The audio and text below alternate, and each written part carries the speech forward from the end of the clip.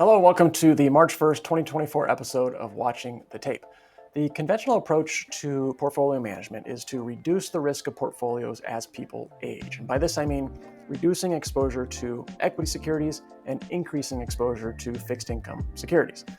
Lately, on a handful of occasions, I've met some pushback to this general philosophy because stocks have had such a great run in recent memory, especially the last 10 to 15 years, for the most part. So the thinking has been, why not just hold our winners, those being stocks, and then we'll dial down the risk of the portfolio at some later date.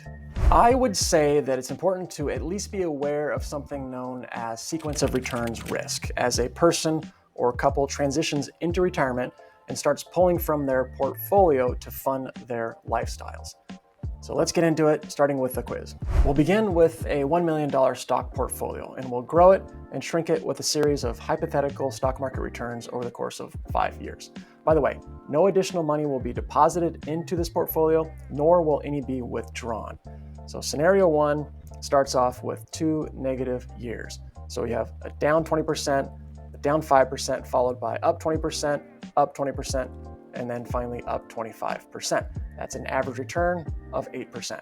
Scenario two is the same set of returns, but in reverse order, with the positive returns in the first 3 years and the negative returns in years 4 and 5. Of course, it's the same 8% average.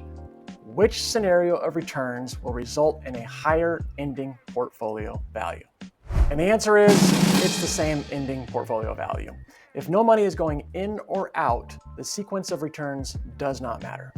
Now, let's run the return scenarios again, but this time we'll pull $50,000 from the portfolio in year one, and we'll inflate that $50,000 up by 3% for each year thereafter. So it looks like this: withdrawing $50,000 in the first year, $51,500 in the second year, and so on.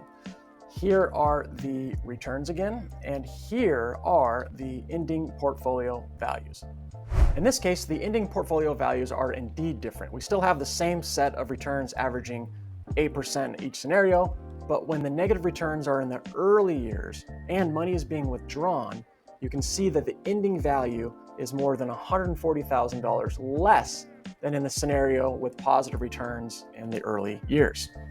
It's really important to be aware of this concept if you are pulling money from your portfolio to pay for life's expenditures, and it helps make the case for having a significant portion of your portfolio in more stable investments like bonds, which affords you the flexibility in declining stock markets to pull from bonds to fund withdrawals in order to give your equity securities a chance to recover. That is it for this week. Thank you for watching. We'll see you in 2 weeks.